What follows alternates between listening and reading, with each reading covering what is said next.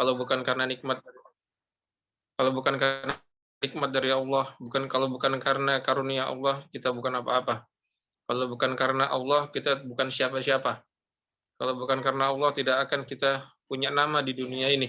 Maka segala puji bagi Allah Subhanahu wa taala di awal dan di akhir kehidupan ini. Jemaah yang dirahmati oleh Allah Subhanahu wa taala, kita masih melanjutkan penjelasan dari kitab At-Tibyan fi Adabiyah Hamatul Quran, kitab penjelasan tentang adab-adab para pengemban Al-Quran, adab-adab para pemikul Al-Quran. Siapa itu pemikul Al-Quran? Yaitu semua orang-orang yang belajar Al-Quran. Apapun yang dia pelajari dari Al-Quran itu sejatinya dia telah memikul Al-Quran tersebut. Karena Allah Azza wa Jalla dalam surat Al-Jum'ah itu mentasbih atau mempermisalkan orang yang belajar itu seperti orang yang mengemban. Dalam surat Al-Jum'ah, Allah Subhanahu wa taala berfirman, "Matalul ladzina humilut Taurata tsumma lam yahmiluha kamathalil himari yahmilu asfara." Matalul ladzina humilut Taurat, permisalan orang yang dibebankan Taurat kepada dia, diembankan Taurat kepada dia. Jadi diembankan itu artinya diberikan ilmu Taurat. Diberikan ilmu Taurat, mereka mempelajari ilmu Taurat dan dengan izin Allah mereka mengetahui ilmu Taurat. Tumalam yahmiluha, kemudian tidak mengemban Taurat itu, artinya tidak mengamalkan Taurat itu, tidak melakukan hal-hal yang sesuai dengan konsekuensi isi Taurat. Kama tadil himari yahmilu asfara, maka itu permisalannya seperti keledai yang memikul kitab-kitab. Ya, keledai memikul kitab, kalau tidak ada gunanya. Kalau keledai memikul kitab itu tidak ada gunanya. Kenapa? Karena tuh keledai itu tidak memahami isi Alkitab. Dia orang yang mempelajari Taurat, kemudian tidak mengetahui adab-adab Taurat, adab-adab bermuamalah dengan Taurat, apa yang harus dilakukan dengan kitab Taurat ini, tidak mengamalkan isinya, maka hakikatnya sama seperti keledai. Sama seperti keledai yang memikul kitab Taurat. Jadi kalau keledai itu tidak bisa mengambil manfaat dari apa yang dia pikul, sebagaimana begitu juga dengan orang yang tidak mengamalkan isi Taurat. Orang Yahudi tidak mengamalkan isi Taurat. Jadi dia seperti keledai yang ia tidak bisa mengambil manfaat dari isi Taurat itu. Maka ini adalah wanti-wanti dari Allah Subhanahu wa taala secara serius kepada kita semuanya, agar kita tidak menjadi seperti mereka yang diberikan kitab kemudian mereka tidak memikulnya. Jadi mereka malah mengacuhkan isinya. Maka disinilah kita perlu belajar kitab adab-adab pengemban Al-Quran. Karena sejatinya orang-orang yang belajar Al-Quran, dia sudah diembankan Al-Quran dalam pundak dia, sehingga dia harus mengerti apa itu adab-adab dengan Al-Quran. Jangan sampai seperti orang Yahudi. Jangan sampai seperti orang Yahudi. Sudah diberikan kitab, nggak ngerti adab-adab dengan Taurat. Diberikan Taurat, tidak mengerti adab-adab Taurat, apa yang harus dilakukan dengan Taurat ini. Nah, akhirnya mereka celaka. Maka kita juga seperti itu, kawan-kawan. Kita belajar Al-Quran, jangan sampai kita tidak mengerti adab-adab Al-Quran. Karena nanti khawatirnya celaka seperti orang-orang Yahudi, naudzubillahi ta'ala min dzalik. Jemaah kawan-kawan yang dirahmati oleh Allah Subhanahu wa taala, mari kita lanjutkan kajian kita di kitab ini. Kita pada pertemuan yang lalu itu sudah sampai pada pembahasan tentang hadis an Abdullah bin Mas'ud radhiyallahu anhu, ya, dari Abdullah bin Mas'ud radhiyallahu anhu qala Rasulullah sallallahu alaihi wasallam, man qara'a harfan minal Qur'ani falahu hasanatun wal hasanatu bi asyri amsalha. Siapapun orang yang membaca satu huruf dari Al-Qur'an, maka dia akan mendapatkan kebaikan, dan kebaikan itu akan mendapatkan pahala 10 kali dari kebaikan itu. Nah, la aqulu alif lam harfun, aku tidak mengatakan alif lam itu adalah satu huruf, walakin bal alifun harfun wala muharrafun wal mimu harfun. Nah, tetapi alif itu satu huruf, lam itu satu huruf, dan mim itu adalah satu huruf. Kita sudah lewat pembahasan yang ini. Kita akan masuk ke hadis yang selanjutnya, yaitu hadis dari Abu Sa'id Al-Khudri radhiyallahu anhu. Kita akan bacakan teksnya dulu. Bismillahirrahmanirrahim. Wa an Abi Sa'id Al-Khudri radhiyallahu anhu anin Nabi sallallahu alaihi wasallam. Diriwayatkan dari sahabat Abu Sa'id Al-Khudri radhiyallahu anhu anin Nabi sallallahu alaihi wasallam, dari Nabi sallallahu alaihi wasallam, bahwasanya beliau Nabi sallallahu alaihi wasallam bersabda, yaqulu rabbu, Allah azza wa jalla itu berkata, yaqulu rabbu subhanahu wa ta'ala, Allah subhanahu wa ta'ala itu berfirman, man syaghalahul Qur'an an dzikri wa an mas'alati a'taituhu afdala ma u'ti as-sa'ilin wa fadlu kalamillahi subhanahu wa ta'ala ala sa'iril kalam ka fadlillahi azza wa ta'ala ala sa'iri khalqihi. Dari Abu Sa'id radhiyallahu anhu bahwasanya Nabi sallallahu alaihi wasallam bersabda, man syaghalahul Qur'an, siapapun orang yang disibukkan dengan Al-Qur'an, wa dzikri, dan juga disibukkan dengan zikir kepadaku, an mas'alati, dari meminta kepadaku.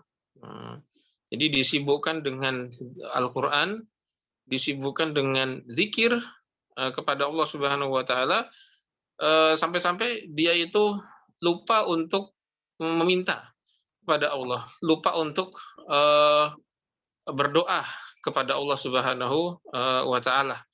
A'taituhu afdala ma u'tisailin, maka aku akan memberikan kepada dia hal-hal yang lebih baik dari apa yang diminta oleh orang-orang yang meminta. Wa fadlu kalamillah, dan keutamaan kalamullah subhanahu wa ta'ala ala sairil kalam, dan keutamaan kalam Allah, kalam Allah di antara semua kalam itu adalah kafadlillah, itu seperti keutamaan Allah, ala sairi khalqihi, seperti keutamaan Allah di atas semua makhluknya. Kedudukan kalamullah dibandingkan dengan kedudukan kalam-kalam yang lain, maka itu seperti kedudukannya Allah dibandingkan kedudukannya para makhluk. Ya. Jemaah yang dirahmati oleh Allah Subhanahu wa taala, di sini Nabi Shallallahu alaihi wasallam itu menjelaskan kepada kita betapa agungnya kalamullah azza wa jalla. Ada dua bagian dari hadis ini. Bagian pertama yaitu sabda beliau sallallahu alaihi wasallam, man syaghalahul Qur'an. Nah, jadi hadis qudsi ini ya. Ini adalah hadis qudsi, man syaghalahul Qur'an wa dzikri. Siapapun yang disibukkan oleh Al-Qur'an dan juga disibukkan oleh zikir kepadaku. Jadi ini ada orang dia itu berinteraksi dengan Al-Qur'an, sibuk dengan Al-Qur'an. Nah, sibuk dengan Al-Qur'an ini masuk di dalamnya itu adalah sibuk mempelajarinya, sibuk belajar membacanya, sibuk untuk belajar memahaminya, sibuk untuk belajar mentadaburinya, sibuk untuk mengamalkannya, sibuk untuk membelanya, dan sebagainya. Man syaghalahul Qur'an, siapapun yang disibukkan oleh Quran, kan, wa dzikri, dan juga disibukkan oleh zikir kepadaku. Jadi ada orang yang berzikir kepada Allah Subhanahu wa taala, dan dia tuh sampai-sampai lupa untuk meminta kepada Allah Subhanahu wa taala. Lupa untuk berdoa kepada Allah Subhanahu wa taala. Jadi doa itu perlu diketahui oleh jemaah yang dirahmati Allah Subhanahu wa taala, doa itu adalah intisari ibadah. Bagaimana Nabi SAW bersabda, al-du'a'u mukhul ibadah, bahwasanya doa itu adalah inti dari ibadah. Intisari ibadah itu adalah doa. Artinya semua ibadah yang kita lakukan pada hakikatnya itu adalah bentuk permintaan kita kepada Allah Subhanahu wa taala meminta rahmat. Itu hakikatnya ketika kita beribadah, yang paling utama adalah kita zalul kita. Yang paling Allah taala ingin lihat dari kita ketika ibadah adalah tazallul kita, adalah kita kehinaan diri kita, menghinakan diri di hadapan Allah Subhanahu wa taala. Dan bentuk paling hina, nah, bentuk penghinaan diri, merendahkan diri paling rendah di hadapan Allah adalah dengan meminta. Dia meminta itu adalah bukti bahwasanya kita menghinakan diri di hadapan Allah, karena yang namanya tangan di atas itu lebih baik daripada tangan yang di bawah, gitu kan. Dan kalau semakin hebat meminta, semakin hebat kita menghinakan diri, maka itu semakin mulia di hadapan Allah Subhanahu wa taala. Kenapa doa itu adalah intisari ibadah? Karena ibadah ini hakikatnya itu adalah penghambaan diri, perendahan diri, dan juga penghinaan diri di hadapan Allah Subhanahu wa taala. Dan bentuk penghinaan diri paling jelas adalah dengan meminta. Karena meminta itu adalah bentuk kita merendahkan diri di hadapan Allah Subhanahu wa taala, dan tangan di atas jauh lebih baik daripada tangan yang di bawah. Makanya Allah Azza wa Jalla itu menganggap orang-orang yang tidak mau berdoa, tidak mau meminta kepada Allah Subhanahu wa taala itu adalah orang-orang yang sombong. Nah, orang-orang yang tidak mau berdoa itu di sisi Allah, Allah taala menganggapnya sebagai orang-orang yang sombong. Dalam hal ini Allah Subhanahu wa taala berfirman di surat Ghafir. Allah taala berfirman, wa qala rabbukum ud'uni astajib lakum. Dan katakan, dan Tuhanmu berkata ud'uni, berdoalah kepadaku, memintalah kepadaku, astajib lakum, aku akan mengabulkan doa kalian. Ud'uni, ud'u itu artinya adalah berdoalah, dan itu adalah kalimat perintah. Itu adalah kalimat perintah. Nah, dan sebagaimana kata para ulama, kalimat perintah itu menunjukkan sebuah kewajiban selama tidak ada dalil-dalil, tidak ada hal-hal yang memalingkan dia dari perintah wajib, dari standar wajibnya. Jadi kalau ditanya apa hukum berdoa, hukumnya wajib. Apa hukum berdoa? Maka hukumnya adalah wajib. Nah, innal ladzina yastakbiruna an ibadati sayadkhuluna jahannama dakhilin. Dan Allah Ta'ala menyambung ayat tersebut dengan berfirman, innal ladzina wa qala rabbukum ud'uni astajib lakum, dan berkata Tuhanmu, berdoalah kepadaku, aku akan jawab doa kalian. Innal ladzina yastakbiruna an ibadati, sesungguhnya orang-orang yang menyombongkan diri dari ibadah kepadaku, kata para ulama, dimaksud dengan ibadah ini adalah berdoa kepadaku. Siapapun yang menyombongkan diri dengan tidak berdoa kepadaku, saya dukhuluna jahannam dakhirin, maka dia akan masuk ke dalam neraka jahanam dalam kondisi hina. Jadi berdoa, minta kepada Allah Subhanahu wa taala itu hukumnya wajib. Itu hukumnya wajib.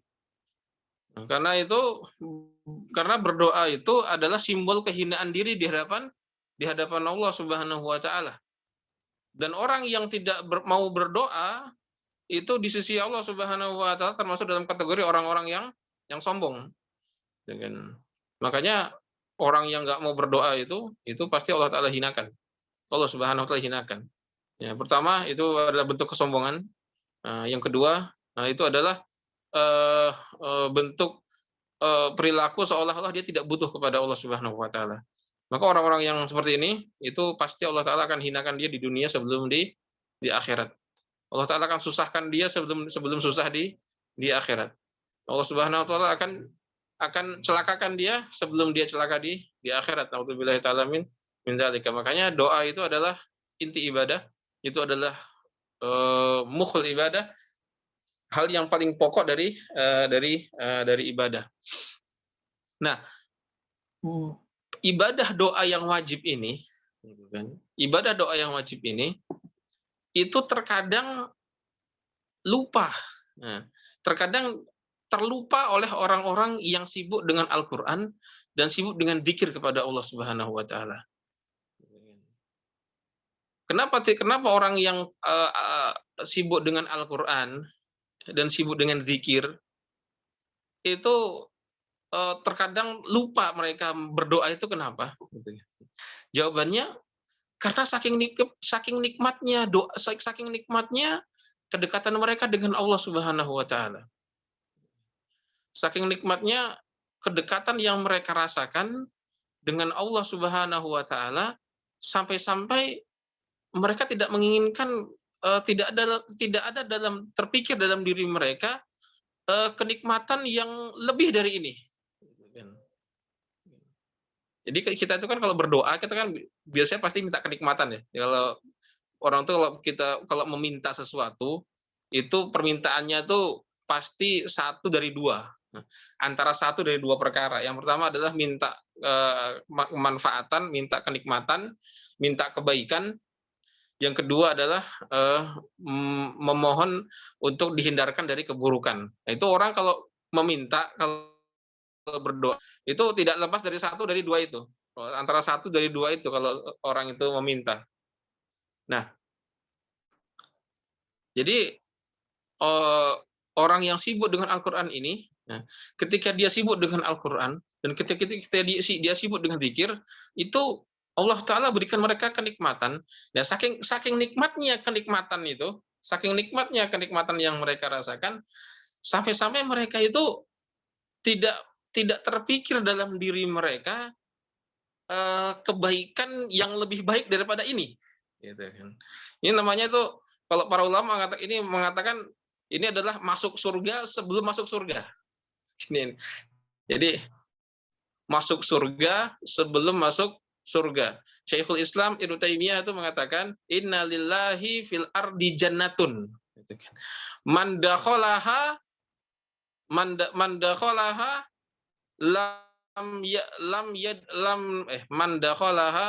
lam yastaghni an dukhulil jannatil akhirah atau kama qala.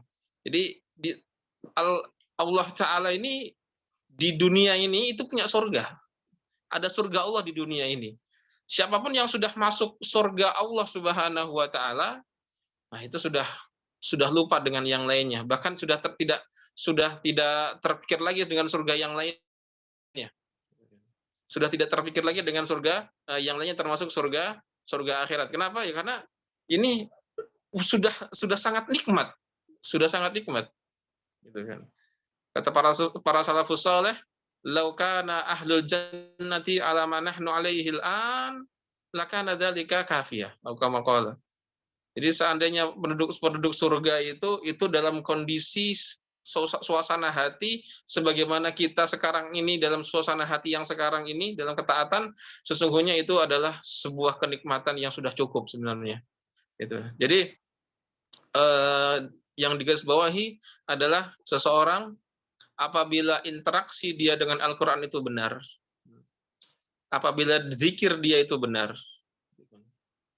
maka Allah Ta'ala akan berikan melalui interaksi dia dengan Al-Quran itu, melalui interaksi dia dengan zikir itu, kenikmatan batin yang membuat mereka lupa atas semua kenikmatan selain kenikmatan tersebut. Bahkan membuat mereka lupa akan masalah-masalah mereka di dunia mereka. Atau terkadang orang itu kan kalau punya masalah gitu ya, kadang-kadang sebagian manusia itu baru datang ke Allah, baru minta kepada Allah ketika mereka punya masalah. Ya, ketika mereka punya masalah, baru mereka datang ke Allah. Kalau nggak punya masalah, ya nggak datang ke Allah. Naudzubillahi ta'ala min dzalika. Ya itu baik ya Ustadz, ya itu cukup baik, ya cukup baik itu kan. Tapi masih ada yang lebih baik. Itu apa itu? Yaitu mendatangi orang-orang yang ingat kepada Allah, mendatangi Allah, meminta kepada Allah, fisarra'i wadharra, dalam kondisi lapang maupun dalam kondisi susah itu tetap ingat kepada Allah Subhanahu wa taala. Ya tapi daripada tidak ya, lumayanlah orang yang masih ingat kepada Allah ketika dalam kondisi susah itu masih masih mending ya, daripada dalam kondisi susah datangnya ke dukun. Wah, itu celaka itu. Kan. Jadi masih mending ingat kepada Allah dalam kondisi susah daripada ketika dalam kondisi susah dia ingat kepada dukun. Dia akhirnya nanti larinya ke dukun, larinya ke pesulap. Ya kalau lari ke pesulap mungkin dia masih agak terhibur. Ya kalau larinya ke dukun masuk jatuh ke dalam kesyirikan. Naudzubillahi taala min dzalika. Gitu kan. Ya, jadi kebanyakan manusia baru ingat kepada Allah Subhanahu wa taala ketika mereka dalam kondisi susah. Nah, tapi orang yang sudah sibuk dengan Al-Qur'an, ya, yang sibuk dengan zikir kepada Allah Subhanahu wa taala, kenikmatan yang mereka rasakan melalui zikir dan mereka Quran itu membuat mereka lupa akan hajat mereka. Terkadang mereka lupa akan hajat dan kebutuhan mereka. Tadinya mau minta kepada Allah, sebelum minta kepada Allah zikir dulu lah. Sebelum minta kepada Allah baca Quran dulu lah. Interaksi mereka dengan Quran dan zikir ini sampai membuat mereka lupa akan hajat mereka. Tadinya mau minta kepada Allah, lupa. Lupa kenapa? Karena saking nikmatnya munajat mereka, zikir mereka kepada Allah Subhanahu wa taala. Nah, orang yang seperti ini, apa kata Nabi Shallallahu alaihi wasallam? Apa kata Allah Subhanahu wa taala? Man syaghalahul Qur'an an dzikri, man syaghalahul Qur'an wa dzikri. Siapapun orang yang sibuk dengan Al-Qur'an, disibukkan dengan Al-Qur'an dan juga disibukkan dengan zikir kepadaku, an mas'alati, dari meminta kepadaku, kan? Saking sibuknya interaksi dengan Quran, saking sibuknya dia bermunajat, zikir, lupa minta. Padahal dia di dunia ini kan punya hajat banyak. Kita kan di dunia ini kan punya kebutuhan banyak, ada kebutuhan makan, minum, ini apa namanya, listrik belum bayar, anak susu macam-macam, gitu kan. Itu banyak kebutuhan, gitu kan. Tapi karena bermunajat, saking nikmatnya baca Quran dan bermunajat, lupa. Lupa untuk minta kepada Allah Subhanahu wa taala kebutuhan-kebutuhan dia. Apa kata Allah Subhanahu wa taala? Orang yang seperti ini, a'taituhu afdola mimma u'tisailin, aku akan berikan kepada dia apa-apa yang lebih baik dari yang diminta oleh orang-orang yang meminta. Jadi orang yang sibuk dengan Quran dan zikir itu Allah Subhanahu wa taala sampai dia lupa untuk minta, Allah taala akan berikan kepada dia hal-hal yang jauh lebih baik dari apa yang diberikan kepada orang-orang yang meminta. Jadi ada orang meminta kepada Allah Subhanahu wa taala, ya Allah saya minta ini, saya minta ini, saya minta ini. Ada lagi orang yang kedua, sibuk dengan Quran, baca Quran, saking nikmatnya baca Quran, sibuk dengan zikir kepada Allah Subhanahu wa taala, saking nikmatnya zikir, nikmatnya munajat, ya. Tahu-tahu waktunya habis, lupa minta, gitu kan. Di sepertiga malam misalnya. Di sepertiga malam itu sebelum subuh itu kan waktu yang sangat mustajab untuk berdoa. Ya, tapi karena dia tuh qiyamul lailnya 2,5 juz. Wow, masya Allah. Qiyamul lail baca Qurannya 2,5 juz itu kan. Ada nggak Ustaz yang kayak gitu? Banyak. Yang kayak gitu tuh orang seperti itu banyak. Cuma tidak terekspos. Gitu kan. Qiyamul lail sambil baca Quran. Gitu kan. Ternyata saking nikmatnya baca Quran, saking nikmatnya zikir, sampai-sampai sudah sadar, ternyata sudah azan subuh. Itu padahal belum berdoa itu. Belum berdoa itu. Padahal waktu berdoa paling mustajab itu adalah di sepertiga malam terakhir. Tapi saking nikmatnya zikir, saking nikmatnya interaksi dengan Quran, sampai berdoa lupa. Padahal hajatnya banyak. Ada inilah, anak lah, susu buat sama anak lah, mau inilah, mau itulah, mau buka cabang bisnis lah, macam-macam. Sampai lupa berdoa.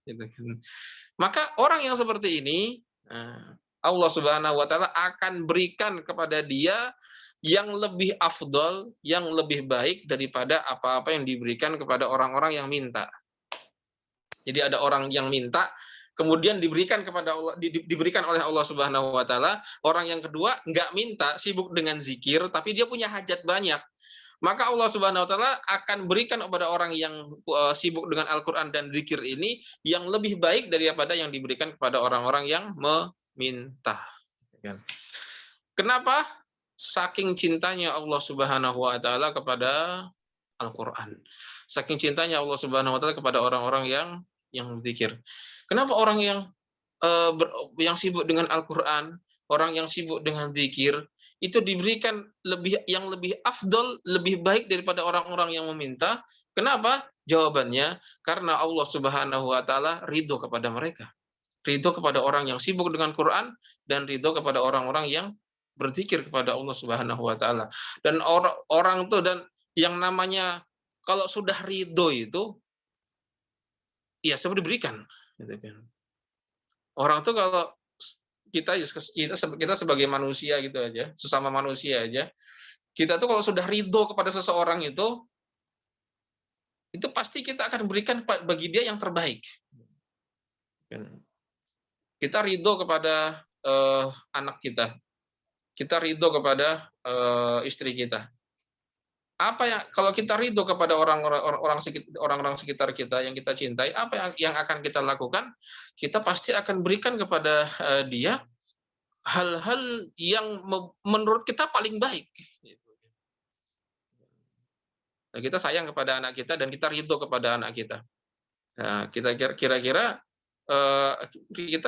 kita punya duit banyak, kita kira-kira ketika anak kita tuh butuh sepeda gitu kan. Apakah kita akan memberikan kepada dia sepeda yang murahan harga 50.000 atau harga 200.000? Oh tidak. Pasti kita akan berikan harga yang mahal sekalian. Yang paling afdol. Kenapa? Karena kita ridho kepada anak kita. Kita ridho kepada orang-orang yang kita cintai. Makanya sibuk dengan Al-Quran, sibuk dengan zikir itu adalah hal-hal yang mendatangkan keridhaan Allah Subhanahu wa Ta'ala. Kalau sekedar kalau meminta itu terkadang ada sebagian ada kepentingan orang yang meminta di situ. Artinya orang yang meminta itu punya kepentingan. Maka dia meminta itu di antara sebabnya adalah karena kepentingan yang dia ingin capai. Tapi orang yang zikir, orang yang sibuk dengan Al-Quran, orang yang zikir itu adalah orang yang murni berkhidmat kepada Allah Subhanahu Wa Taala. Orang yang murni, ya yang dia inginkan hanya Allah Subhanahu Wa Taala, nggak pengen yang lainnya.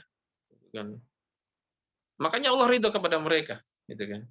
Kita sebagai manusia biasa itu kan kadang-kadang kalau ada orang yang dekat-dekat ke kita ini misalnya orang kaya gitu kan, amin.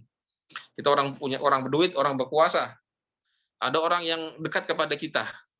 Orang yang dekat kepada kita ini punya kepentingan. Gitu kan. Oh, dia datang ke sini dengan dengan senyum muka, minta-minta kepada kita, memelas kepada kita. Ini saya butuh modal untuk usaha, misalnya 20 juta, gitu kan. Kita butuh anak saya sakit, gitu kan, butuh operasi, minta tolong, misalnya 30 juta, gitu kan. Nah, gitu kita sebagai orang yang mampu dan kita sebagai orang yang baik, apa yang akan kita berikan? Apa yang akan kita lakukan? Ya kita berikan. Dia butuhnya berapa? Butuhnya 20 juta, kita kasih 20 juta. Dia butuhnya berapa buat anak yang sakit? 30 juta, kita kasih 30 juta. Kita akan berikan sesuai dengan kadar kebutuhan dia. Tapi kalau ada orang yang datang ke kita itu murni mau berkhidmat kepada kita, tidak ada satupun hal yang dia inginkan kecuali dia ingin dekat kepada kita, ingin melayani kita, gitu kan. Datang ke kita gitu kan, pijitin kaki kita, gitu kan. Wah, kayaknya udah pamrih nih kayaknya, gitu kan. Ternyata enggak, setelah mijitin ya dia pulang, gitu kan. Jadi dia datang nyapu halaman kita, gitu kan. Kita pikir wah ini pasti punya punya pamrih nih. Ternyata tidak ada, dia setiap hari selama bertahun-tahun dia datang nyapu rumah kita. Murni karena dia ingin berbuat baik kepada kita. Murni dia ingin berkhidmat kepada kita. Ya. Ada orang datang nyuci mobil kita, gitu kan. Kita pikir mungkin dia ini minta bayaran, ternyata tidak. Setelah nyuci mobil dia pergi. Dia tidak minta bayaran kepada kita. Murni berkhidmat kepada kita, gitu kan. Ini kira-kira nih ya, kira-kira kalau orang yang tadi itu datang ke kita murni berkhidmat kepada kita, kemudian kita tahu kalau dia tuh punya hajat, tapi dia nggak minta sama kita. Mana nih orang yang nyapu halaman rumah saya nih, kok nggak kelihatan? Kata tetangga kita, itu anaknya sakit, gitu kan. Butuh operasi, dia butuh biaya 30 juta. Gitu kan. Kalau kita dengar, kita mendengar dia butuh operasi 30 juta. Nah, kira-kira apa yang akan kita lakukan, Pak? Apakah kita akan berikan dia 30 juta? Enggak. Kita nggak akan berikan dia 30 juta. Kita berikan hal-hal yang membuat dia itu senang. Apa yang kita bisa lakukan, kita lakukan. Anaknya di mana sekarang? Oh, anaknya ada di rumah sakit ini. Rumah sakit itu kan rumah sakit yang murah. Cari yang besar. Cari yang rumah sakit internasional, yang dokternya bagus-bagus, gitu kan. Itu yang menginap semalamnya 5 juta. Begitu kita taruh di sana. Cari dokter yang paling bagus, gitu kan. Ternyata butuh operasi bedah tulang. Jangan di Indonesia, cari di Singapura, di Mount Eli sana. Gitu kan. Cari yang itu sudah bukan 30 juta lagi itu. Udah hitungnya sudah M itu. Gitu kan. Kenapa kita lakukan hal tersebut? Ya karena kita ridho kepada dia. Kita puas, kita ridho dengan orang yang berkhidmat kepada kita. Maka kita tidak akan memberikan kepada dia apa yang dia butuhkan. Tapi kita akan berikan dia apa yang membuat dia puas. Itu kalau kalau sudah ridho seperti itu. Apa yang membuat dia senang, apa yang membuat dia puas, kita berikan kepada dia. Jadi seseorang itu kalau sudah ridho, dia bukan memberikan apa yang dibutuhkan, tapi yang memberikan apa yang dia senangi. Makanya derajat tertinggi yang dicapai oleh para sahabat adalah derajat keridhaan Allah Subhanahu wa taala. Allah taala berfirman, radhiyallahu anhum wa radu'an. Allah taala ridho kepada mereka dan mereka juga ridho kepada Allah Subhanahu wa taala. Kalau sudah ridho itu pahalanya tuh udah nggak pakai hisab hitung-hitungan, nggak pakai lagi. Apa yang membuat mereka puas, Allah taala akan berikan. Begitu juga jemaah yang dirahmati Allah Subhanahu wa taala, kenapa orang yang sibuk dengan Al-Qur'an dan orang yang sibuk dengan zikir itu meskipun mereka tidak meminta, tapi Allah Ta'ala berikan mereka hal-hal yang luar biasa. Allah Ta'ala berikan hal-hal yang membuat mereka tuh bahagia. Kenapa? Karena ketika Allah Ta'ala memberikan kepada mereka, Allah Ta'ala memberikan bukan sesuai dengan kebutuhan, tetapi sesuai dengan apa yang sesuai dengan kepuasan yang membuat mereka puas. Kenapa? Allah ridho kepada mereka. Beda dengan orang yang meminta. Orang ketika seseorang itu meminta, ya sesuai dengan konsekuensi dari nama Allah Ta'ala Ar-Rahman Ar-Rahim, yang maha pengasih dan maha penyayang, yang maha pemurah, ya Allah Ta'ala berikan apa yang mereka minta, sesuai dengan apa? Sesuai dengan kebutuhannya. Butuhnya apa? Mintanya apa? Ya Allah Ta'ala kasih sesuai dengan kebutuhan. Tetapi kalau Allah sudah ridho kepada seseorang, nah itu pemberiannya sudah bukan sesuai dengan kebutuhan. Memberinya sudah bukan sesuai dengan kebutuhan, tetapi sesuai dengan apa yang Allah Subhanahu wa taala inginkan. Sesuai dengan apa yang Allah Ta'ala inginkan, sampai yang diridhoi ini puas. Nah, apa di antara jalan menuju keridhaan Allah? Di antara jalan untuk menuju keridhaan Allah itu apa? Di antaranya adalah sibuk dengan Al-Qur'an dan sibuk dengan berzikir kepada Allah Subhanahu wa taala. Maka kalau kawan-kawan di sini, kalau datang ke sini, belajar di sini, itu punya niat untuk mencari keridhaan Allah, itu kawan-kawan di sini sudah menuju jalan yang benar. Nah, itu jalannya sudah benar itu. Nah, jadi jalannya sudah benar. Jadi jangan, karena kita sudah berada di jalan yang benar, maka jangan sampai keluar dari jalan ini. Maka tetaplah berada di jalan ini, di jalan sibuk dengan Al-Quran, sampai kapan? Ya sampai sampai mati. Sampai sampai sampai kapan? Ya sampai mati. Kita mau sampai kapan Allah Ta'ala, kita sendiri mau sampai kapan Allah Ta'ala meridhoi kita? Ya kita jawab, pasti jawabannya ya kita mau Allah Ta'ala meridhoi kita sampai kita bertemu dengan Allah Subhanahu wa Ta'ala selamanya. Ya, maka jadikan kesibukan dengan Al-Quran itu sebagai bagian dari kebutuhan hidup. Jadikan kesibukan dengan Al-Quran itu sebagai bagian dari kebutuhan hidup kita. Karena kita butuh kepada keridhaan Allah. Kita butuh kepada keridhaan Allah, maka jalannya adalah dengan cara menjadikan Al-Quran sebagai kebutuhan hidup. Oh, sehari nggak baca Quran tuh rasanya gimana gitu. Oh, jangan lewatkan hari kecuali dengan ada interaksi dengan Al-Qur'an. Kenapa? Ya karena kita butuh kepada ridho kepada Allah Subhanahu wa taala. Nggih. Ya, kan ini itu potongan hadis yang pertama. Kita ulangi lagi, resume lagi. Idzan man syaghalahul Qur'an an dzikri wa mas'alati, siapa yang disibukkan dengan Al-Qur'an dan juga disibukkan dengan zikir kepadaku, an mas'alati, dari meminta kepadaku, a'taituhu afdhala ma u'tis sa'ilin, aku akan berikan kepada dia yang hal-hal yang lebih afdol, lebih jauh, lebih bagus, lebih baik, lebih membahagiakan daripada apa-apa yang aku berikan kepada orang yang meminta. Karena Allah Ta'ala memberikan kepada, ya karena orang yang meminta itu yang meminta sesuai dengan kebutuhan. Tapi kalau sudah ridho, itu pemberiannya sesuai dengan keinginannya Allah Subhanahu wa Ta'ala, dan apa yang diinginkan Allah jauh lebih afdal daripada apa yang dibutuhkan oleh makhluk. Nah, itu yang pertama. Yang kedua, bagian kedua dari hadis ini, wa fadlu kalamillahi subhanahu wa ta'ala, dan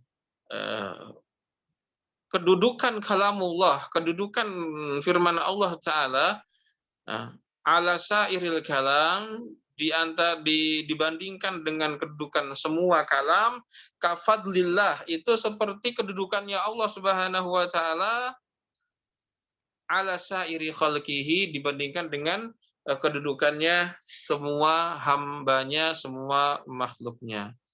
Ini adalah tasbih, ini adalah permisalan yang sangat gamblang, yang sangat cetha itu. Ini menunjukkan betapa agungnya kalamullahi azza wa jalla. Bahwasanya Allah Subhanahu wa taala itu menjelaskan kedudukan kalamullah, kedudukan kalamnya yaitu Al-Qur'an, dibandingkan dengan semua omongan, itu seperti kedudukannya Allah Subhanahu wa taala dibandingkan dengan kedudukannya para hamba-hambanya. Karena yang namanya kedudukan sebuah ucapan, kedudukan perkataan itu sesuai dengan kedudukan yang mengucapkannya.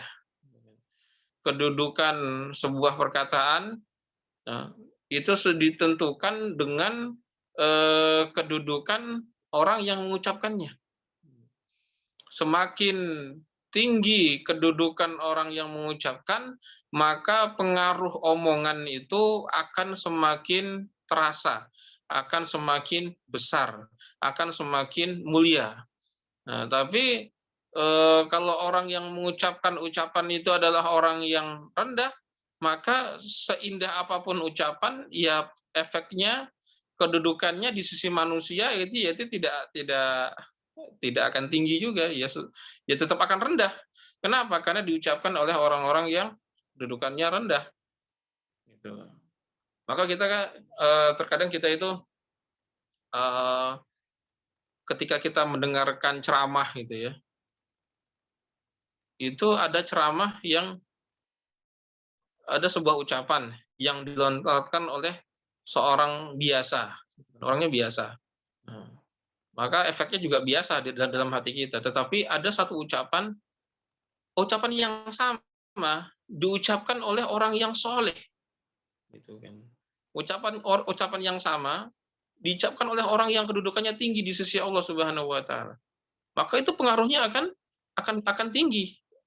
Pengaruhnya akan tinggi dalam hati kita. Ya contohnya gitu, kita kedudukan ucapan kita dengan kedudukan ucapannya Pak Jokowi misalnya. Gitu kan. Ya kalau kalau kita mengucapkan sebuah ucapan, nah, ya mungkin tidak akan didengar, efeknya tidak akan bergema. Efeknya ya bukan hanya sekitar kita saja. Tapi kalau Pak Jokowi sudah mengucapkan sebuah ucapan, itu efeknya bergema sampai kemana-mana. Padahal ucapannya sama, gitu kan. Nah, misalnya gitu kalau kita lagi sedang ada apa ya yang lagi viral ini misalnya usut tuntas gitu. Kita bicara di media sosial, oh kasus ini harus diusut tuntas. Gitu. Yang bicara siapa? Saya. Gitu kan. Nah, kira-kira efeknya apa? Ya mungkin nggak ada efeknya. Ya, tidak ada efeknya. Kenapa? Ya kedudukan saya siapa? Ya ada kedudukannya. Gitu kan. Tapi kalau yang ngomong tuh Pak Jokowi dengan ucapan yang sama, ya, usut tuntas, gitu kan. Usut tuntas. Saya ngomongnya apa? Usut tuntas, gitu kan. Pak Jokowi ngomongnya apa? Usut tuntas. Nah, kira-kira pengaruhnya sama atau tidak? Oh, jelas beda, jelas beda. Ya. Efek dari omongan Pak Jokowi ini akan bergema ke seluruh negeri. Gitu. Kenapa? Kedudukannya beda. Kedudukannya itu beda. Ya saya siapa, Pak Jokowi itu siapa. Jadi ya sama. Jadi seseorang itu akan mulia ucapannya ketika dia juga mulia. Ucapan seseorang itu kadar kemuliaannya itu diukur sesuai dengan kadar kemuliaan orang yang mengucapkan. Bahkan beda kalau kita dengar dengar nasihat dari seorang preman itu, seorang preman tukang mabok. Nasihatin kita gitu kan. Nasihatin kita dengan kata-kata mutiara, bawa ayat Quran dan bawa hadis Nabi SAW. Apakah ada ucapan yang lebih mulia daripada qala Allah qala Rasul? Jawabannya tidak ada. Itu sudah semulia-mulianya ucapan. Tetapi yang mengucapkan siapa? Preman. Lah, diucapkan lagi mabok. Kira-kira apakah akan membekas dalam hati? Ya, tentu saja tidak, gitu kan. Ya, meskipun ucapannya mulia, tapi karena yang mengucapkan itu bukan orang mulia, ya efeknya biasa-biasa saja, gitu kan. Tapi kalau yang mengucapkan adalah orang yang dekat dengan Allah, orang yang soleh, nah itu akan membekas dalam hati. Nah, maka dalam hal ini juga kalamullah, ucapan Allah Subhanahu wa taala dibandingkan dengan ucapan selain Allah itu kedudukannya seperti kedudukannya Allah Azza wa Jalla dengan kedudukannya semua manusia. Maka kalau kita ingin mulia, kalau seseorang itu ingin mulia, maka sudah sepantasnya mendekat kepada kalamullah. Kalau seseorang itu ingin mulia, hendaknya dia mendekat kepada kalamullah azza wa jalla supaya dia menjadi orang-orang yang mulia. Jemaah yang dirahmati oleh Allah Subhanahu wa taala, itu hadis yang dari Abu Sa'id Al-Khudri, di antara hadis yang menunjukkan tentang kemuliaan, keutamaan Al-Qur'an adalah hadis yang setelahnya. Hadis dari Abdullah bin Abbas radhiyallahu anhuma qala Rasulullah sallallahu alaihi wasallam, innal ladzi laisa fi jawfihi syai'un minal Qur'an kal baitil kharab. Nah, di antara hadis-hadis yang menunjukkan tentang keutamaan Al-Qur'an adalah sabda Rasul sallallahu alaihi wasallam, dari Abdullah bin Abbas bahwasanya Nabi sallallahu alaihi wasallam bersabda, innalladzi laisa fi jawfihi syai'un minal Qur'an kal baitil kharib, kal baitil kharib. Sesungguhnya seseorang yang di dalam hatinya itu tidak ada Al-Qur'an, itu kal baitil kharib, itu seperti rumah yang ambruk. Seperti rumah yang ambruk, kal baitil kharib. Jadi dalam hadis ini, jemaah yang dirahmati Allah Subhanahu wa taala, Nabi Shallallahu alaihi wasallam menjelaskan bahwa hati ini itu bisa makmur, bisa hidup hanya dengan Al-Qur'an. Hanya dengan Al-Qur'an hati ini bisa hidup dan bisa makmur. Nabi SAW memisalkan hati yang makmur dengan hati yang tidak makmur. Jadi beliau bersabda, innalladzi laisa fi jawfihi syai'un minal Qur'an kal baitil kharib. Sesungguhnya orang yang dalam hatinya tidak ada Al-Qur'an itu seperti rumah yang kharib, seperti rumah yang ambruk. Jadi hati itu adalah rumah. Hati itu adalah rumah. Rumah bagi apa? Rumah bagi semua amalan kita. Karena semua amalan itu bersumber dari hati. Nabi Shallallahu Alaihi Wasallam bersabda dalam hadis yang lain, Inna fil jasadi mudghatan, idza saluhat saluhal jasadu kulluhu, wa idza fasadat fasadal jasadu kulluhu ala wahya al-qalb. Dalam diri manusia itu ada namanya hati. Hati ini kalau dia baik, maka baiklah semua jasadnya. Amalan jasadnya itu semua akan baik. Kalau dia rusak, maka semua juga akan rusak. Amalannya juga akan ikut rusak. Jadi yang namanya hati ini itu adalah rumah, adalah istana. Istana bagi apa? Bagi semua amalan raga kita, bagi semua amalan jasad kita. Semua amalan jasad ini, gerakan kita itu dikontrol oleh siapa? Dikontrol dari mana? Dari hati. Maka ketika hati ini baik, ketika hati ini makmur, ketika hati ini hidup, maka dia akan mengeluarkan amalan-amalan yang baik, amalan-amalan yang menyenangkan, amalan-amalan yang membahagiakan, yang membuat yang menjadi sumber keberkahan. Tetapi kalau hati ini itu sudah rusak, hati ini ambruk, maka yang keluar dari hati ini itu adalah amalan-amalan yang ambruk juga. Hati itu kalau makmur, itu isinya apa sih? Rumah itu kalau makmur, isinya apa sih? Rumah makmur.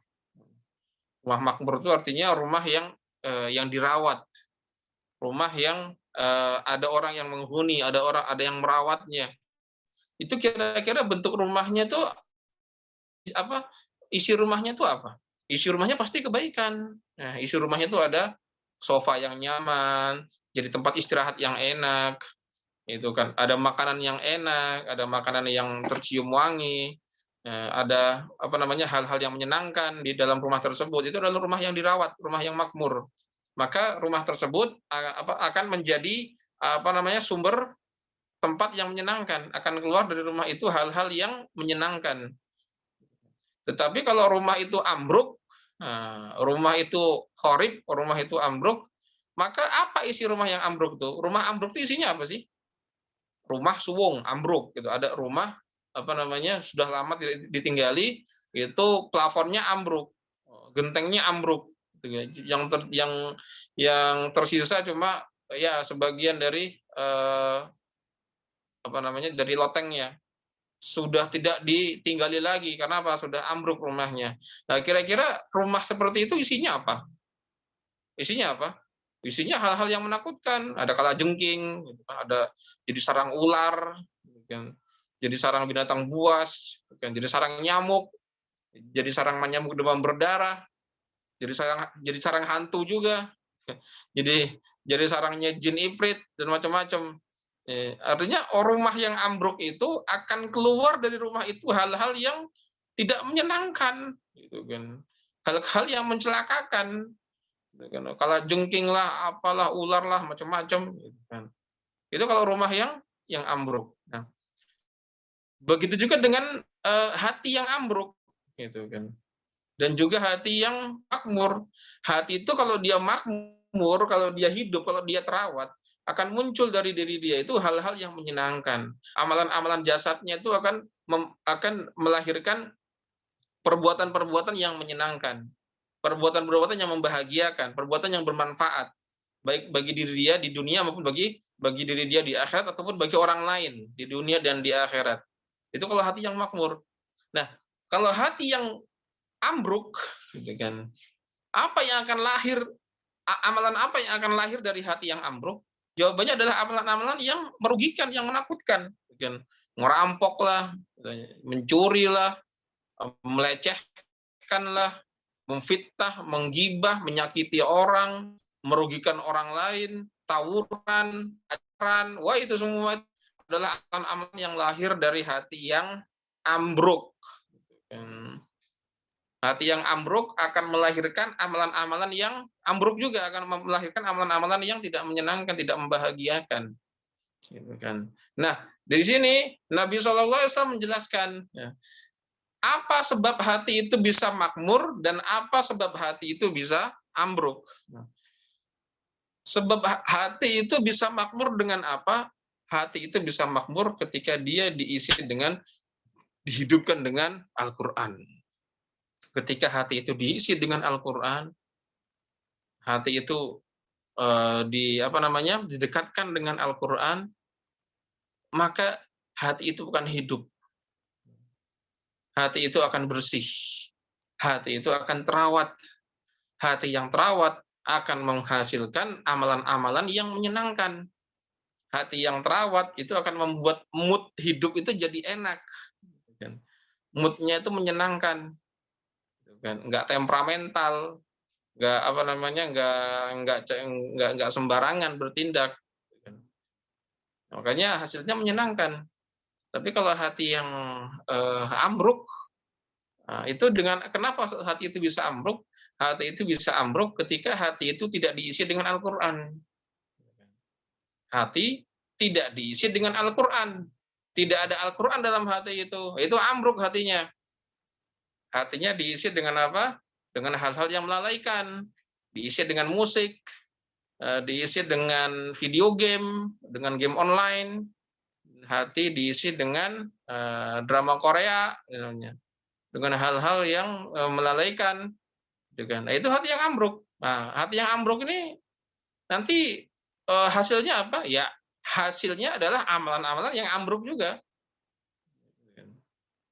Maka Nabi SAW bersabda tadi, innal ladzi laisa fi jawfi madza fi jawfihi syai'un minal Qur'an kal baitul kharib.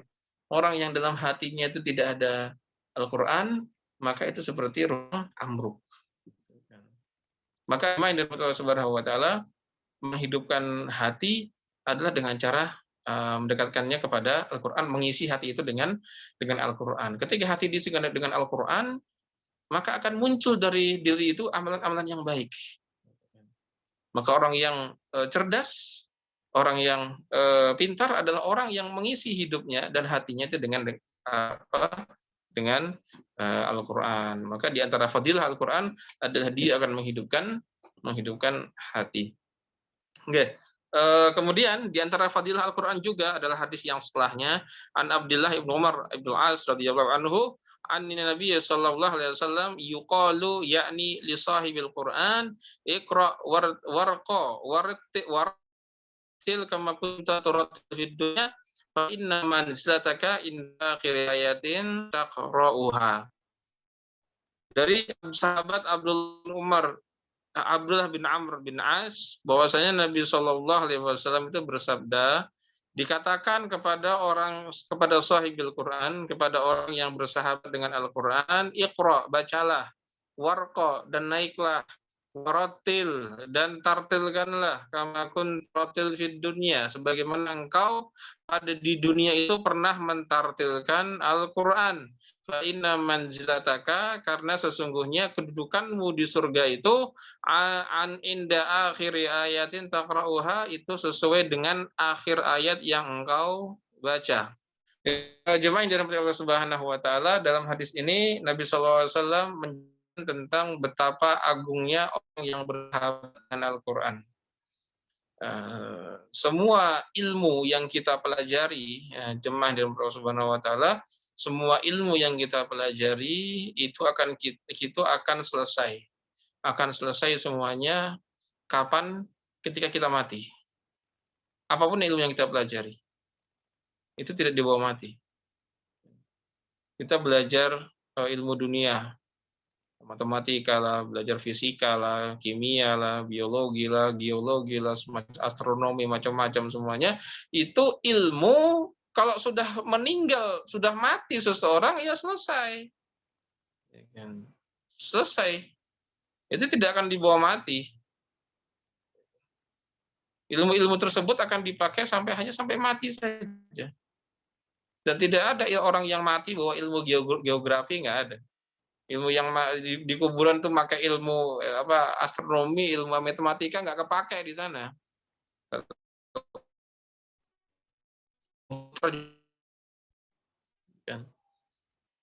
Termasuk juga ilmu syar'i,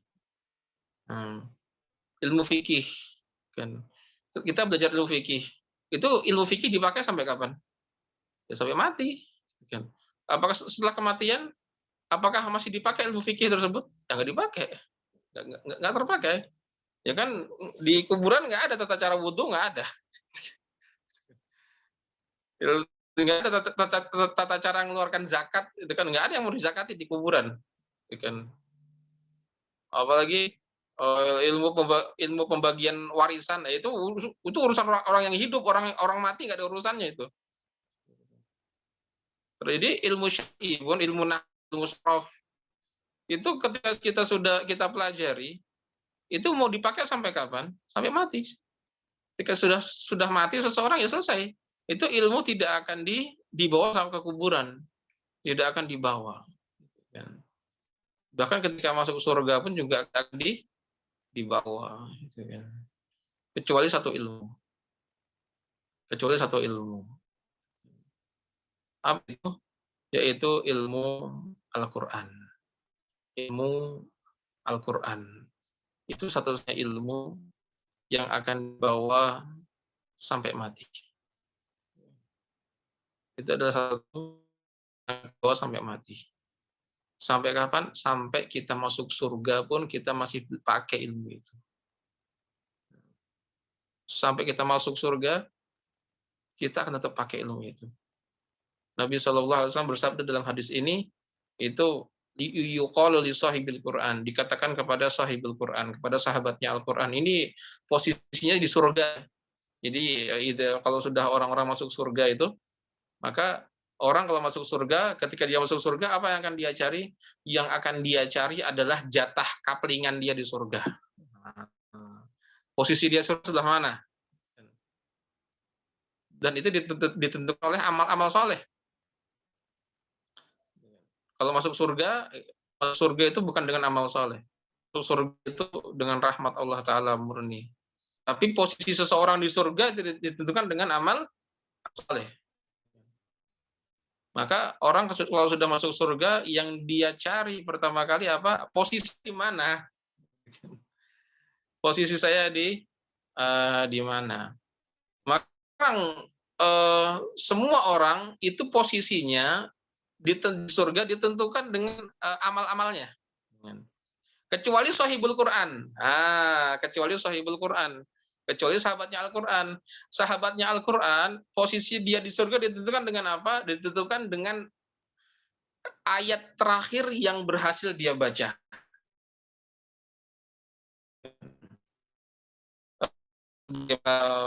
Kalau jelaskan bahwasanya surga itu jumlah tingkatan surga itu sesuai dengan jumlah ayat Al-Qur'an. Sesuai dengan jumlah ayat Al-Qur'an. Ayat Al-Qur'an itu ada berapa? Ada 6.660 sekian gitu kan. Ada perbedaan pendapat sedikit dalam hal tersebut, yang jelas itu di atas 6.600. Itu derajat di surga. Antara satu derajat dengan derajat yang lain itu jaraknya seperti jarak antara seperti jarak antara bumi ini dengan bintang yang di langit. Jadi dalam sebuah riwayat disebutkan bahwasanya penduduk surga di sebuah tingkatan itu ketika melihat surga yang di atasnya, itu yang di tingkat atasnya dia itu seperti seseorang dari kita melihat bintang di langit. Oh, itu surga yang di atas kita tuh, yang levelnya di atas kita tuh, di atas itu. Nah, ini jadi bayangkan itu ada 6.600 sekian tingkatan. Bayangkan bagaimana tingginya itu. Itu ditentukan dengan apa? Dengan amal soleh. Kecuali sahibul Quran ditentukan dengan apa? Dengan ayat Al-Quran yang dia baca. Pertanyaannya, seseorang nanti membaca Al-Quran dengan apa? Apakah dengan mushaf? Jawabannya adalah tidak. Membaca dengan apa? Dengan hafalan Al-Quran. Para ulama menjelaskan bahwasanya hadis ini adalah hadis yang paling jelas dan paling gamblang menjelaskan tentang keutamaan hafalan Al-Quran. Kenapa? Karena seseorang membaca Al-Quran di surga nanti itu bukan dengan mushaf. Karena mushaf itu sudah binasa. Karena mushaf itu makhluk. Mushaf itu kan kertas.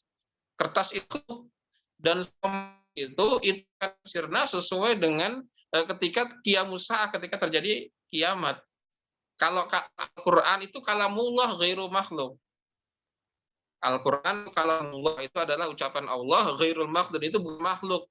Maka tetap ada sampai kapanpun. Selama Allah Ta'ala masih ada, maka kalamullah Al-Quran itu akan tetap ada. Tetapi mushafnya, yang kertasnya itu bukan kalamullah.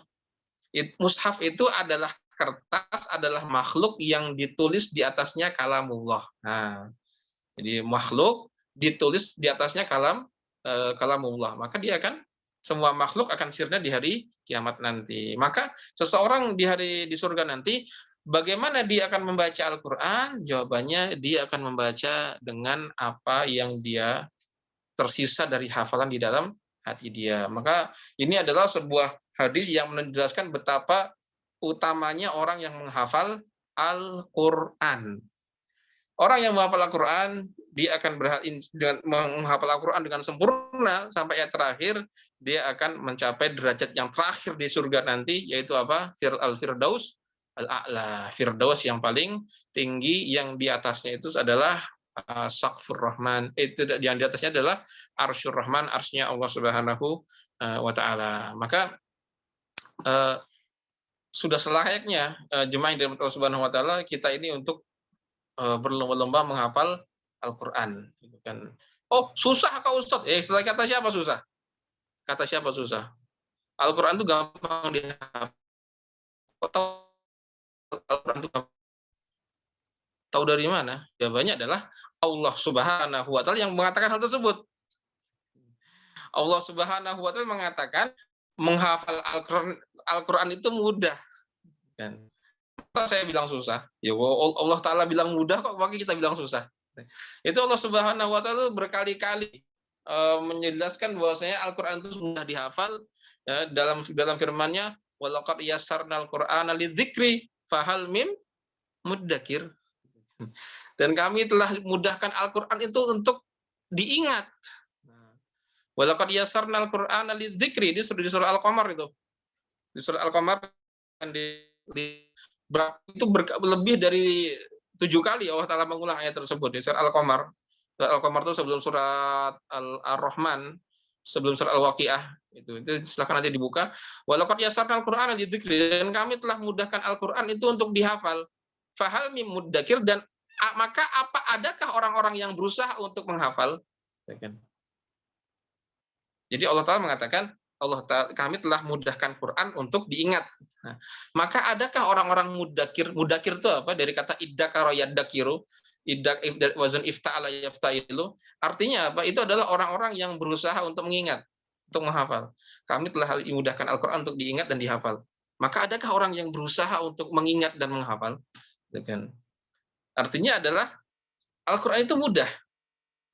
Kalau ada seseorang itu menghafalkan Al-Quran, kok dia itu menemui kesulitan, itu artinya adalah dia belum menjadi orang yang mudakir. Dia belum menjadi orang yang berusaha untuk menghafal. Artinya apa? Ketika seseorang itu menghafal Al-Quran, dan kok ternyata belum hafal-hafal, itu tandanya usaha dia masih kurang. Dia belum termasuk dalam golongan orang yang mudakir. Karena orang yang mudakir, orang yang berusaha untuk menghafal, itu pasti mudah menghafal Al-Quran. Artinya kalau ada orang yang menghafal Al-Quran kok belum hafal, itu tandanya usaha dia masih kurang. Jadi itu karena itu janji Allah, orang yang berusaha, orang yang mudakir itu, orang yang berusaha untuk menghafal, itu pasti mudah menghafal Al-Quran. Kalau mencoba hafal Al-Quran kok belum hafal, tandanya usahanya masih kurang, masih terlalu santai, masih belum jadi orang yang mudakir. Makanya Hafalan Quran itu gampang dengan satu syarat. Syaratnya apa? Syaratnya kita bersedia untuk menahan rasa lelah, menahan rasa capek.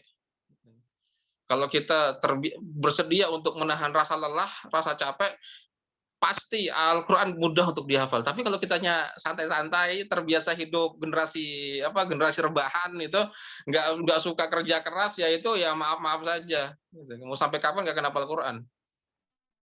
Nah, Quran hafal bagi orang-orang yang berusaha menghafal. Tapi kalau usahanya setengah-setengah, nggak mau mengorbankan dunia demi menghafal Al-Quran, ya maaf-maaf, maaf seribu maaf. Gitu kan. Jadi eh, mari kita hafal Quran. Mari kita hafal Quran supaya kita menjadi orang yang tadi. Dan menghafal Quran itu mudah, termasuk bagi siapa saja. Bagi lansia itu juga mudah. Lansia yang mudah kasus abnormal ya, itu sudah menjadi sesuatu yang biasa. Bahkan bukan di negeri, di Indonesia sendiri sudah banyak orang lansia yang dia berusaha menghafal Al-Quran. Setelah 5 tahun, 7 tahun dia hafal Al-Quran. Ada, nanti YouTube. Masalah di sini buka YouTube lah. Lansia hafal, kasusnya dua.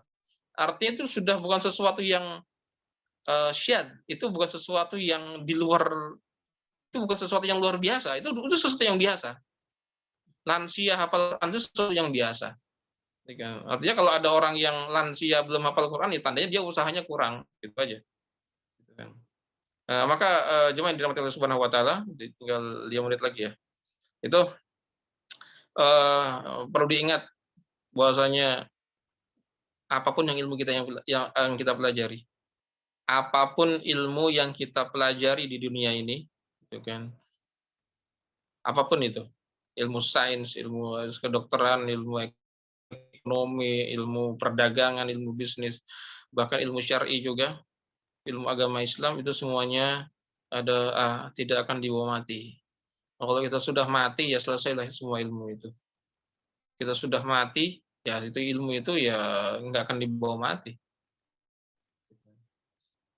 Hanya satu ilmu yang akan kita bawa mati. Hanya satu ilmu yang akan kita bawa mati. Yang akan kita pakai terus bahkan ketika kita sudah masuk surga. Ilmu apa itu? Ilmu hafal Al-Quran, ilmu Al-Quran. Itu satu-satunya ilmu yang akan kita bawa mati.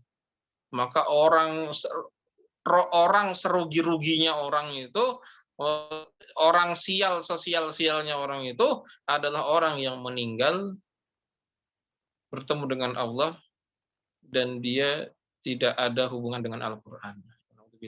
Itu orang ciloko itu.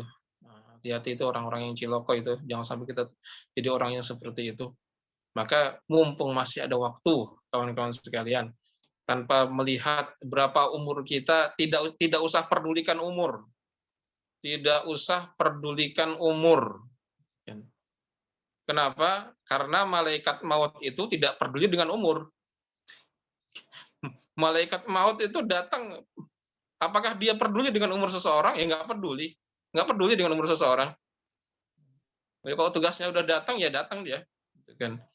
Maka belajar Al-Quran itu tidak usah pedulikan umur.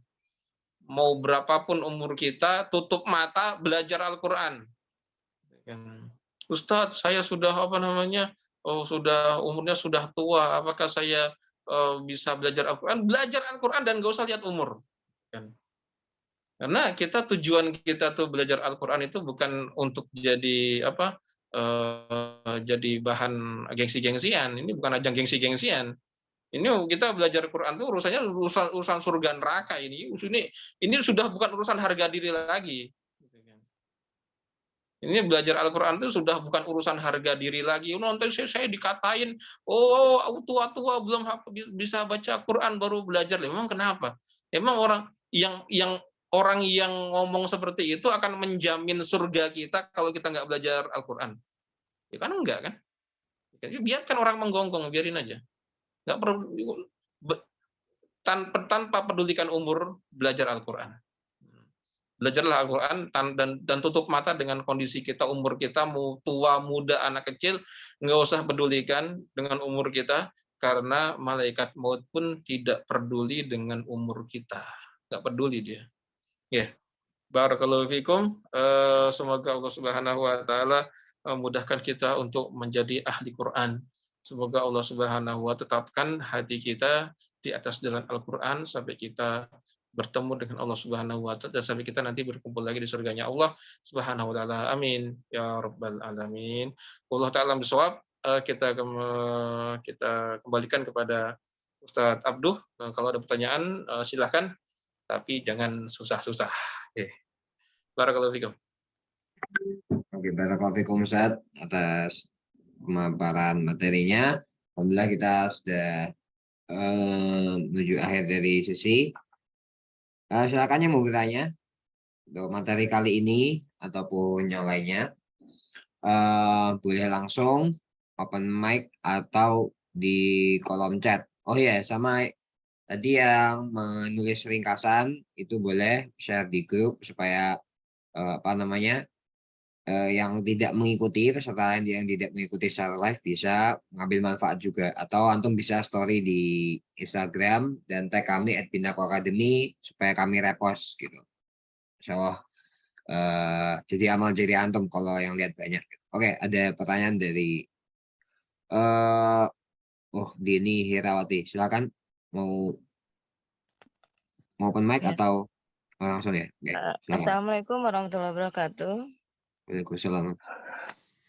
Syukron Ustadz atas waktu yang diberikan. Alhamdulillah Ustadz Rizky, anak-anak juga alumni Imam Bukhari dan satu masih ada juga yang masih sekolah di sana. Masya Allah, barakallahu fiik. Ya. Nanti bisa diinfokan ke Ustadz Abduh siapa namanya, bisa ketemu. Ya. Barakallahu fiikum. Nama siapa Ustadz? Nama anaknya di Imam Bukhari. Ya. Iya, baik Ustadz. Barakallahu fiik. Ya. Anak saya alumni 2 Ustadz di sana dulu, Fikri sama Ibnu Rail. Oh, Masya Allah, barakallahu fiik. Ya, sekarang yang terakhir kelas 2 mutawasid. Oh, Masya Allah, barakallahu fiik. Ya. Tafadhal. Ya, Ustadz mau tanya, begini, jika kita mengajari orang Al-Quran, terus orang itu mengamalkannya, tentu kita akan dapat pahala selama orang itu mengamalkan. Pertanyaan saya, bagaimana jika yang kita ajarkan itu salah, setelah itu kita tahu bahwa itu salah, tapi kita sudah tidak bisa memberitahukan kepada orang yang kita pernah ajarkan. Apakah jika orang itu terus mengamalkannya, kita akan terus juga mendapat dosa gitu, Ustaz? Oke. Baik, Ustaz. Demikian. Assalamualaikum, Ustaz. Waalaikumsalam warahmatullahi wabarakatuh. Bismillahirrahmanirrahim. Ustaz, ketika kita mengajarkan sesuatu yang kita anggap itu benar, kan tadi kita anggap benar, ternyata setelah kita belajar lagi, ya kita salah ternyata itu salah. Misalnya harusnya tuh kita ajarkan tentang ikhfa itu kan, atau tentang qalqalah kan. Kita ajarkan ternyata huruf lam sukun tuh dikolkolahin, qul huwallahu ahad misalnya gitu kan. Ya, ternyata setelah kita belajar, ternyata huruf lam sukun itu bukan qalqalah ternyata. Nggak boleh dikolkolahin gitu kan. Pertanyaannya Ustadz, apakah kita berdosa dengan mengajarkan sesuatu yang salah itu? Jawabannya tidak. Kenapa? Karena ketika kita mengajarkan, kita berniat untuk mengajar sesuatu yang benar. Nah, meskipun ilmu kita ternyata ketika itu belum nyampe ke situ, tapi ketika kita niatnya adalah menyebarkan kebenaran, maka ketika kita menyebutkan sesuatu yang kita anggap benar ternyata itu salah, maka dalam posisi tersebut kita tidak mendapatkan dosa. Sebagaimana para ulama-ulama zaman dahulu itu juga terbiasa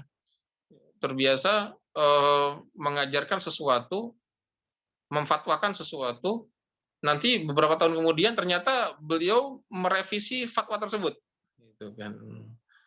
Dan itu biasa, sangat biasa sekali.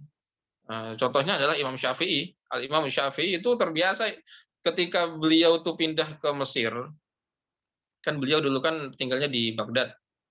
Di Baghdad itu beliau membuat buat halaqah ilmu, bikin tempat belajar, menyebarkan ilmu, menyebarkan fatwa berdasarkan Al-Quran dan Sunnah dan ijma para sahabat sesuai dengan ilmu yang Allah Ta'ala berikan kepada beliau. Kemudian suatu zaman beliau itu berhijrah dari Baghdad, dari Irak ke Mesir, dan tinggal di Mesir dan wafat di Mesir. Nah, di Mesir ini ternyata beliau bertemu dengan beberapa ulama dan mereka saling bertukar pendapat, bertukar pikiran. Nah, ternyata setelah bertukar pikiran, beliau tak paham, ternyata yang dulu saya ajarkan itu tidak tidak pas. Gitu kan. Fatwa yang dulu pernah saya sampaikan itu di Baghdad itu tidak pas ternyata. Akhirnya beliau mengeluarkan fatwa terbaru dalam masalah yang sama, dan itu bukan 1-2 masalah, banyak sekali masalah yang beliau revisi. Gitu kan. Dulu permasalahan-permasalahan ilmiah di kota Baghdad yang beliau keluarkan fatwa, setelah di Mesir, beliau revisi, dan itu banyak sekali yang direvisi. Artinya beliau mengetahui ternyata fatwa saya dulu salah. Fatwa saya itu dulu salah, gitu kan. Nah, dalam posisi seperti ini, apakah berdosa? Jawabannya tidak. Jawabannya tidak. Ya, kenapa? Karena makanya Imam Syafi'i itu punya istilah namanya, dalam mazhab Syafi'i ada namanya qaulul qadim, qaulul jadid. Ada perkataan, ada pendapat yang dahulu di Baghdad, ada qaulul jadid, pendapat yang terkini di Mesir. Jadi beliau merevisi banyak fatwa yang beliau keluarkan di Baghdad. Nah, dalam posisi seperti ini apakah berdosa? Jawabannya adalah tidak. Jawabannya adalah tidak. Karena orang yang seperti ini itu adalah orang yang menyebarkan ilmu sesuai dengan kadar ilmu yang Allah Ta'ala berikan kepada dia. Itu yang pertama. Jadi dia kalau ditanya berdosa apa enggak Ustadz? Jawabannya itu tidak berdosa. Insya Allah. Tetapi, ada tapinya nih. Ada tetapi orang yang tersebut itu punya kewajiban untuk menyebarkan yang benar. Untuk menyampaikan kepada yang benar semampunya, sesuai dengan kadar yang dia bisa. Kalau misalnya seperti Imam Syafi'i tadi, setelah ada qaulul jadid, ya beliau sebarkan sebisanya. Ya karena beliau tidak mungkin menghubungi murid-murid beliau yang di Baghdad dulu, kembali, mungkin mereka justru sudah pulang kampung juga mungkin, sudah tidak ada di majelis itu. Ya, akhirnya ya apa yang beliau lakukan? Ya sebarkan ilmu sebisanya. Sebarkan kebenaran itu sebisanya. Sama dengan dulu kita pernah mengajarkan sesuatu yang salah misalnya. Kita anggap benar, ternyata salah. Ternyata huruf lam suku itu bukan qalqalah. Apa yang kita lakukan? Ya kalau kita bisa hubungi orang yang kita yang dulu kita ajar, tafadhol silahkan. Tapi kalau tidak bisa kita hubungi, ya kita berusaha sebarkan kebenaran itu sebisanya. Nah, misalnya bikin channel YouTube misalnya, channel YouTube tentang khusus untuk revisi apa ajaran saya yang dulu salah itu. Dulu saya pernah mengajarkan huruf lam sukun itu qalqalah, ternyata salah. Yang benar itu tidak qalqalah. Itu bikin video YouTube lah atau disebarkan lah atau jadi sebisanya. Sesuai dengan kadar kemampuan yang kita mampu. Semoga dengan cara seperti itu Allah Subhanahu wa taala memaafkan kita semuanya. Amin ya rabbal alamin. Allah taala bisawab. Oke. Ini ada pertanyaan juga, pertanyaan kedua dari siapa nih? Denasa ya, dari Mbak Denasa Melinda. Berkata, sebentar nih, agak saya baca dulu nih, agak kecil tulisannya. Bismillah Ustadz, izin bertanya bagaimana jika sudah selesai setoran Al-Quran 30 juz tapi belum kepegang semua. Namun setelah itu dia tetap berusaha mutkinin kembali walau rasa menghafal ulang. Pertanyaannya apakah dia berdosa atas hafalan setor buang dahulu yang adalah visi misi program tahfidnya memang begitu, khatam dulu baru mutkin. Jazakumullah khairan. Nah, baik. Barakallahu fiik. Ini permasalahan klasik. Permasalahan klasik orang-orang yang menghafal Al-Quran. Bahwasanya setelah selesai setoran 30 juz, maka yang akan dialami adalah apa? Yang akan dialami seolah-olah dia tidak pernah hafalan Quran sama sekali. Itu masalah klasik dan itu masalah termasuk yang kita alami dan termasuk saya pribadi alami. Jadi kalau ada masalah seperti itu ya nggak usah sedih, itu semua orang seperti itu. Semua orang seperti itu. Orang yang apa namanya orang yang baru selesai hafalan Quran, semuanya itu pasti dia akan menganggap diri dia bodoh, seolah-olah tidak hafal Al-Quran. Justru orang yang merasa dirinya pintar itu tandanya dia belum pernah khatam Al-Quran. Tapi kalau sudah khatam Al-Quran, pasti dia akan mengalami fase seperti ini, fase seolah-olah dia tidak pernah menghafal apapun. Dan dulu gitu saya pribadi pernah mengalami, dan itu kalau tidak dihadapi dengan cara yang bijak itu bakal jadi depresi. Jadi depresi. Alhamdulillah Allah Subhanahu Wa Taala hindarkan kita dari depresi semacam itu. Dan pertanyaannya, apakah berdosa? Jawabannya adalah ditafsil. Dengan dirinci. Dia mutskinnya setelah dia menghafal Al-Qur'an 30 juz itu, selesai juz, apakah dia tidur? Dia tinggalkan Al-Qur'an, dia sibuk dengan kenikmatan dunia, kenikmatan nonton, kenikmatan drakor, kenikmatan game, kenikmatan apa,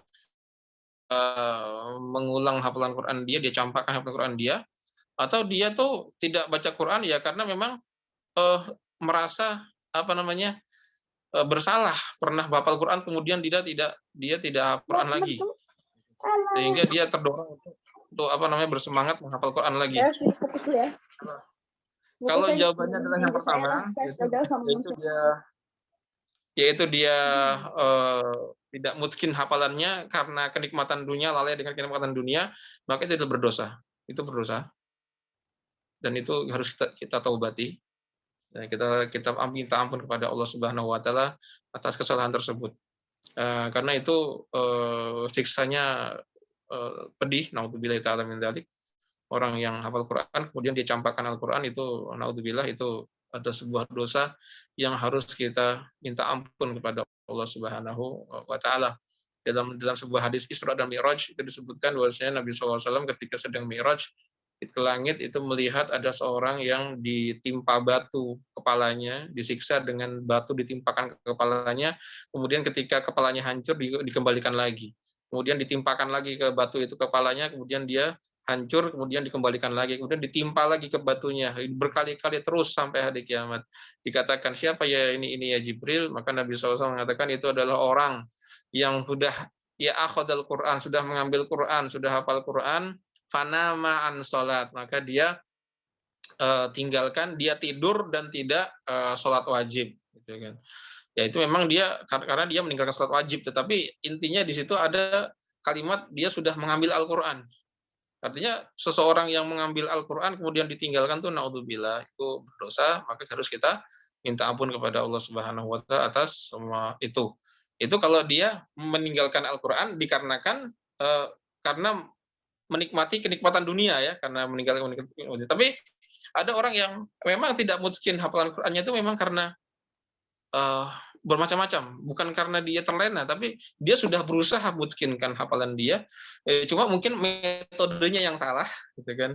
Seperti yang disebutkan tadi, metodenya itu metode kebut satu daurah, 3 bulan setor 30 juz, habis itu nanti terserah. Nah, itu terserah metodenya metode salah, itu metode salah. Sehingga dia merasa depresi, kemudian mau berusaha bangkit lagi. Itu insya Allah tidak termasuk orang-orang yang disebutkan tadi. Ya, itu yang pertama. Yang kedua, Ustadz, bagaimana caranya mutskinkan hafalan Quran? Jawabannya sangat mudah. Dan itu mungkin cara saya ini bisa dipakai. Yang mau pakai silahkan. Caranya bagaimana? Caranya adalah kalau saya dulu, saya merojaah 1 hari 5 juz per hari. 1 hari merojaah 5 juz 1 hari. Itu 5 juz itu isinya apa? Isinya terserah, mau dia mengulang hafalan lagi, kan, diulang lagi hafalan lama, atau seolah-olah setor ulang lagi, nggak ada masalah. Misalnya saya mau mengembalikan hafalan Quran saya yang di surat ini, udah diputar aja tuh. Pokoknya 1 hari itu kadar bacaannya tuh 5 juz. 5 juz itu nggak kurang, kan. tambah tafadhol, lebih banyak lebih afdol. Tapi nggak kurang dari 5 juz satu hari. Saya dia mau mengembalikan hafalan Quran dia di surat juz ke-28 gitu. Dari juz setengah juz pertama dari juz 28. Ya udah, berarti karena dia setengah juz, ya dia ulang hari itu sebanyak 10 kali. Ya, 10 kali kan berarti kan ya setengah dikali 10 berarti 5 juz kan. Ya udah di 5 juz dikali hari itu dia ulang 10 kali itu. Setengah juz itu diulang 10 kali. Gitu kan. Jadi itu metode saya dan alhamdulillah itu dilakukan selama 1 tahun. 1 tahun 5 juz. Insya Allah mungkin. Insya Allah mungkin. Dan itu metode yang pertama. Metode tahap pertama ya, metode tahap pertama. Setelah itu kalau sudah hafalan sudah kembali, sudah satu tahun kemudian hafalannya sudah kembali, maka apa yang dilakukan? Tetap murojaah. Tetap murojaah. 1 hari 5 juz juga. 5 juz juga 1 hari, tapi bukan sambil duduk, tapi dibaca di dalam sholat. 5 juz 1 hari dibaca di dalam sholat, jadi ya dia minimal 1 minggu tuh khatam Quran satu kali. Gitu kan. Itu semua demi apa? Demi persiapan kita menghadapi perintah Iqra warqa warotil kama kunta turotil fid dunya. Itu semua kita lakukan demi apa? Demi untuk menghadapi perintah di surga nanti. Iqra, bacalah, warqa, dan naiklah, warotil, dan tartilkanlah sebagaimana kamu tartilkan dulu di dunia. Wallahu ta'ala alam bisawab. Barakallahu fiik. Tafadhal, ada yang pertanyaan berikutnya? Atau mungkin cukup ya? Oke, jazakallahu khair, kami cukupkan. Kita sampai kembalikan kepada Ustadz Abduh Pakaya. Barakallahu fikum. Oke, barakallahu fikum semuanya yang telah mengikuti dari awal sampai akhir. Sampai ketemu lagi insya Allah di 2 minggu ke depan atau di tanggal 26. Gitu.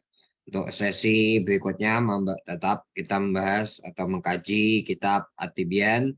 Ya, semoga antum yang hadir di malam hari ini bisa istiqomah untuk mengikuti sesi kajian ini supaya bisa lebih maksimal. Gitu. Oke, barakallahu fikum, khususnya pada Ustadz Rizky Narendra yang telah menyampaikan materi pada malam hari ini. Kita tutup dengan doa kafaratul majelis. Subhanakallahumma bihamdika asyhadu an la ilaha illa anta astaghfiruka wa atubu ilaik. Assalamualaikum warahmatullahi wabarakatuh. Waalaikumsalam warahmatullahi wabarakatuh. Barakallahu fikum, Ustaz. Waalaikumsalam.